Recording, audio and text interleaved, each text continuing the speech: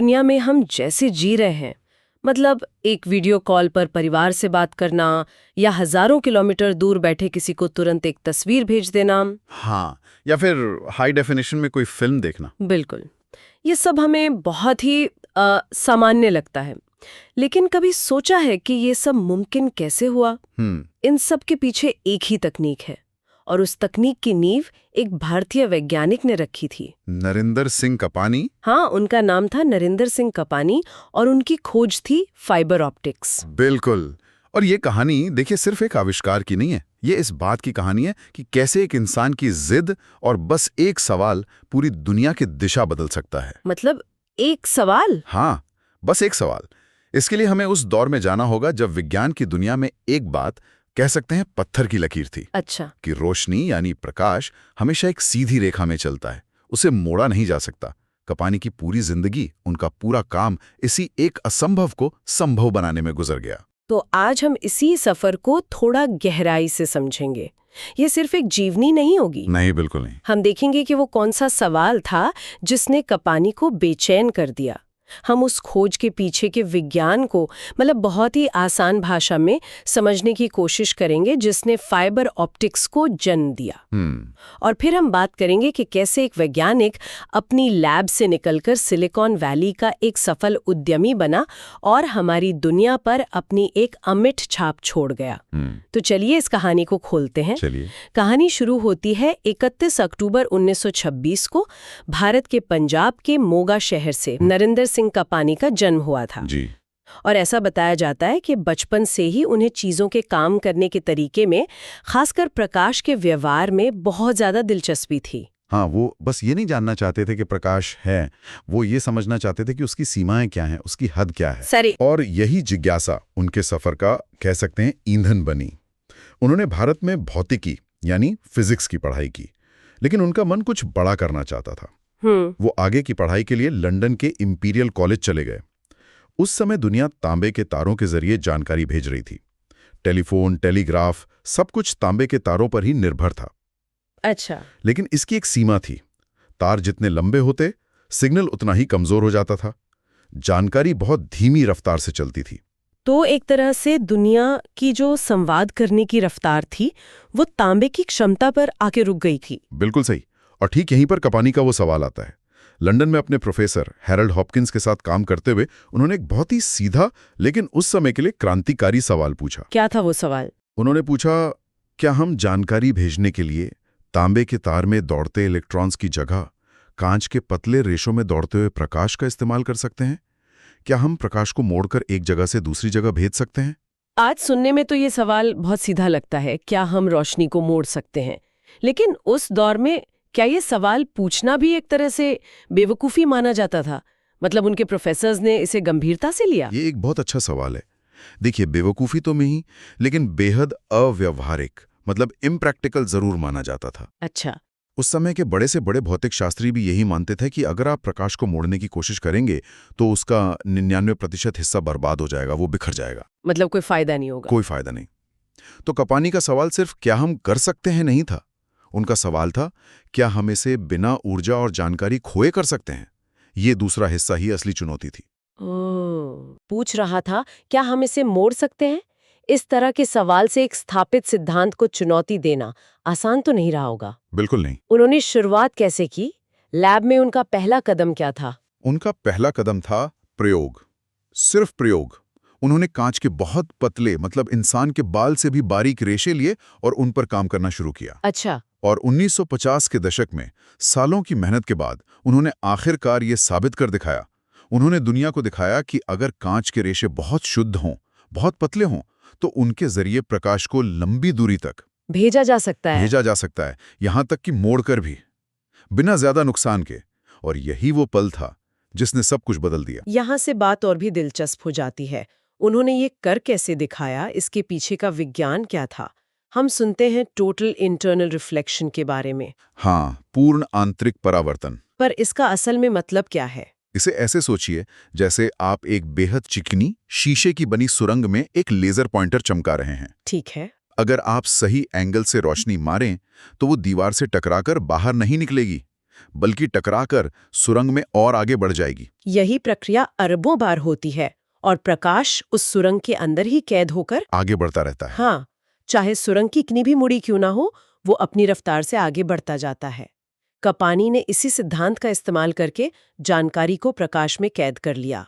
एक मिनट, क्या इसका मतलब यह है कि अगर मैं एक फाइबर ऑप्टिक केबल को 90 डिग्री पर मोड़ दूं, तो भी रोशनी बाहर नहीं निकलेगी? हाँ, वो बस कोने से टकराकर अपना रास्ता बदल लेगी? ये तो भौतिकी के नियमों के खिलाफ लगता है। सुनने में जरूर लगता है, लेकिन यही तो इस खोज का कमाल है।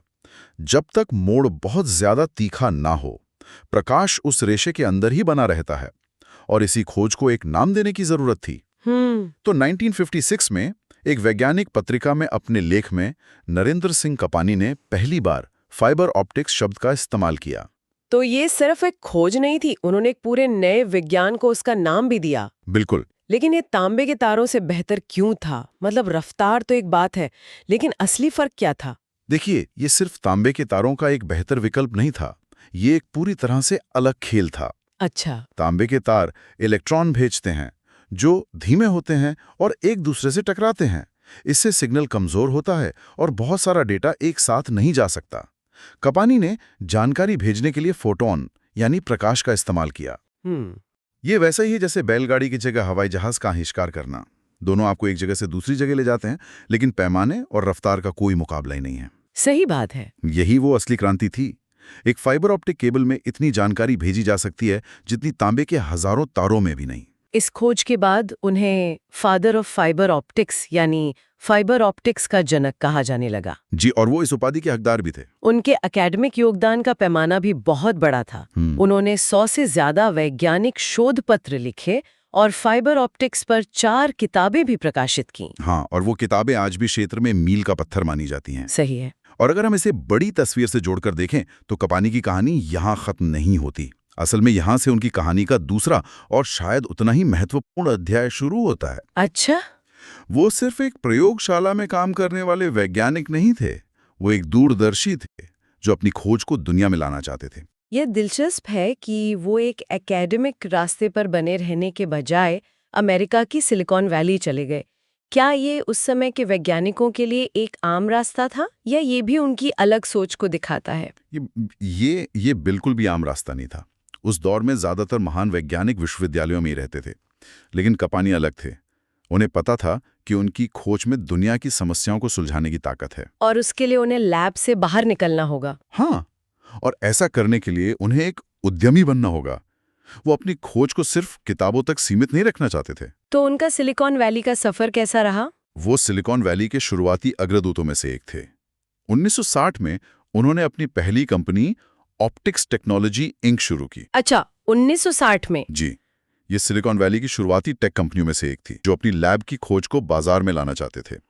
उनकी कंपनी ने फाइबर ऑप्टिक्स के व्यावसायिक इस्तेमाल पर काम करना शुरू किया। और किस तरह के इस्तेमाल? क्या ये सिर्फ कम्युनिकेशन के लिए था? नहीं, और यहीं पर उनकी दूरदर्शिता दिखती है। उनकी कंपनी ने मेडिकल एंडोस्कोप के लिए टेक्नोलॉजी विकसित की। एंडोस्कोपी? हाँ, आज डॉक्टर जो शरीर के अंदर एक पतली ट्यूब डालकर बीमारियां देखते हैं या ऑपरेशन करते हैं, उसकी जड़ें कपाने के इसी उद्यमी सफर से जुड़ी हैं। अरे वाह! उस पतली सी ट्यूब में हजारों ऑप्टिकल फाइबर होते हैं जो रोशनी अंदर भेजते हैं और तस्वीर बाहर लाते हैं। ये तो कमाल है। उन्होंने ऑप्टिकल सेंसर और रक्षा प्रौद्योगिकी जैसे क्षेत्रों में भी काम किया। मतलब उन्होंने अपनी खोज के व्यावसायिक और सामाजिक अनुप्रयोगों को बहुत पहले ही पहचान लिया था।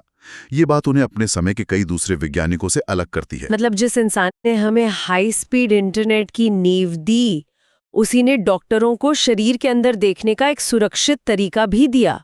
और आज जब हम चारों ओर देखते हैं तो उनकी विरासत हर जगह नजर आती है। हर जगह। आज हम जो हाई स्पीड इंटरनेट और ब्रॉडबैंड इस्तेमाल करते हैं, उसकी रीढ़ की हड्डी फाइबर ऑप्टिक्स ही है। समुद्र के नीचे बिछी मोटी केबलें जो महाद्वीपों को जोड़ती हैं, वो फाइबर ऑप्टिक केबल ही हैं। हम जो वीडियो कॉल करते हैं, जो 5G मोबाइल नेटवर्क इस्तेमाल करते हैं, वो सब इसी टेक्नोलॉजी पर निर्भर हैं। और ये सिर्फ इंटरनेट तक ही सीमित नहीं है, जैसा कि आपने बताया, मेडिकल से लेकर रक्षा तक। बिल्कुल। सैटेलाइट और डिफेंस कम्युनिकेशन में इसका इस्तेमाल होता है, जहां सुरक्षित और तेज डेटा ट्रांसफर जरूरी है। सही। यहां तक कि हमारे घरों में आने वाला केबल टीवी भी अब ऑप्टिकल फाइबर के जरिए ही आता है। ये सब कुछ हमारी आज की कनेक्टेड दुनिया का हर पहलू कहीं ना कहीं कंपानी की उसी सोच का नतीजा है। वही सोच जो दशकों पहले लंदन के कॉलेज में एक सवाल से शुरू हुई थी। हाँ, बिल्कुल। उनके इस असाधारण योगदान को दुनिया ने भी सराहा। मशहूर पत्रिका फोर्ब्स ने उन्हें इतिहास के 7 महानतम आविष्कारकों मतलब top 7 greatest inventors of all time की सूची में शामिल किया। और ये अपने आप में एक बहुत बड़ा सम्मान है। बहुत बड़ा। और ये सूची बहुत महत्वपूर्ण है क्योंकि ये उनके काम को एक वैश्विक परिप्रेक्ष्य में रखती है। ये उन्हें उन चुनिंदा लोगों की श्रेणी में रखती है जिन्होंने इंसानियत की तरक्की की दिशा ही बदल दी। ये दिखाता है कि भारत में पैदा हुआ एक वैज्ञानिक जिसकी शुरुआत मोगा जैसे छोटे शहर से हुई, वो अपनी सोच और मेहनत से कहां तक पहुंच सकता है। तो इन सब का क्या मतलब है? इस पूरी कहानी से हमें क्या समझना चाहिए? इसका मतलब ये है कि नरेंद्र सिंह कपानी सिर्फ एक आविष्कारक नहीं थे, वो एक क्रांति के जनक थे। 4 दिसंबर 2020 को उनका अमेरिका में निधन हो गया, लेकिन उनकी खोज आज भी हर पल हर सेकंड पूरी दुनिया को एक दूसरे से जोड़ रही है। सही बात है। वो भले ही हमारे बीच नहीं है, लेकिन उनका काम हमारी जिंदगी का एक अभिन्न हिस्सा बन चुका है।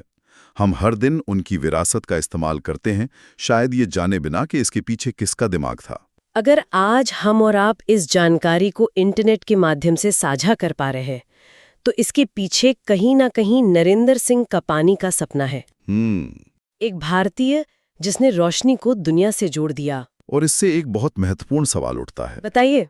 कल्पना कीजिए, अगर एक व्यक्ति रोशनी सीधी रेखा में चलती है, इस सामान्य सी धारणा को चुनौती देने की हिम्मत ना करता, तो आज हमारी डिजिटल दुनिया का नक्शा कैसा होता? हमारी जानकारी साझा करने की गति क्या होती?